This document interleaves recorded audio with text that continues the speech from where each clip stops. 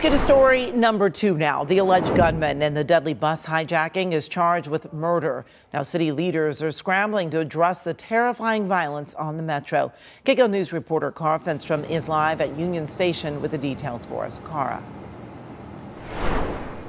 Amy, a number of local leaders calling that bus driver a hero, saying that he prevented greater tragedy, but also saying he should never have found himself in that position. They are calling for greater protections, and we expect to hear more about that during today's regularly scheduled board meeting. But take a look at this. One of the folks who will be participating in that meeting, Supervisor Janice Hahn, has been posting some pictures. She's on her way here on a bus.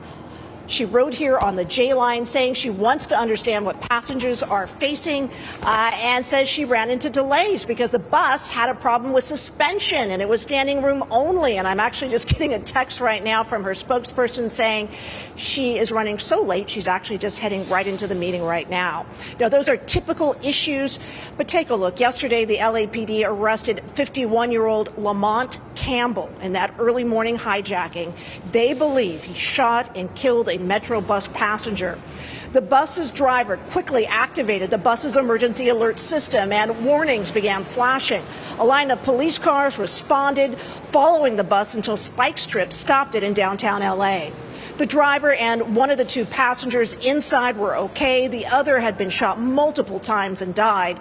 Police say he was 48 and from LA. They are still working to notify his family. Now, a string of shootings and stabbings within the metro system has led to new safety measures. But in light of yesterday's death, local leaders, including Supervisor Hahn, are saying more needs to be done to keep weapons out of the system. Let's give you a look now at one of the safety improvements made recently, protective barriers. These were introduced following a string of stabbings and other attacks on buses and trains. They enclose drivers and do not offer absolute protection, but will hold back a rushing attacker. And yesterday may have given that driver the time he needed to hit that button, which activates the emergency alert and notifies police. We just spoke with a passenger who says that's a start, but more must be done. One driver gets killed, that's when they're gonna take action, probably, but we don't want that to come. So we have to make those buses safer, and for us and for the driver too. Hi. And I said I just heard from Supervisor Hahn's spokesperson that you were a little delayed on your bus ride here. You just arrived or walking in. We're not going to hold you long, but tell me a little bit about what you want to address during today's meeting. Well, of course, we're going to address the safety issue.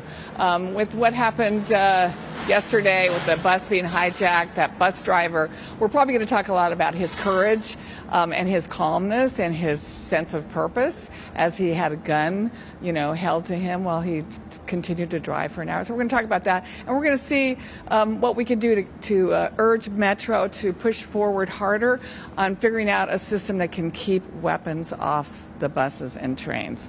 That's what I'm going to focus on.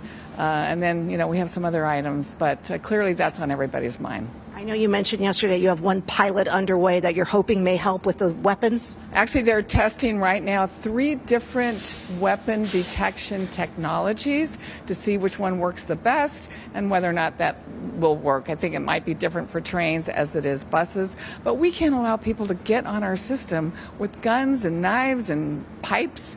You can't get into a Dodger game with a weapon. You can't obviously go to the airport without going through a metal detector. And you can't even get into concerts these days without going through a metal detector. We should have that same protection on our public transportation system.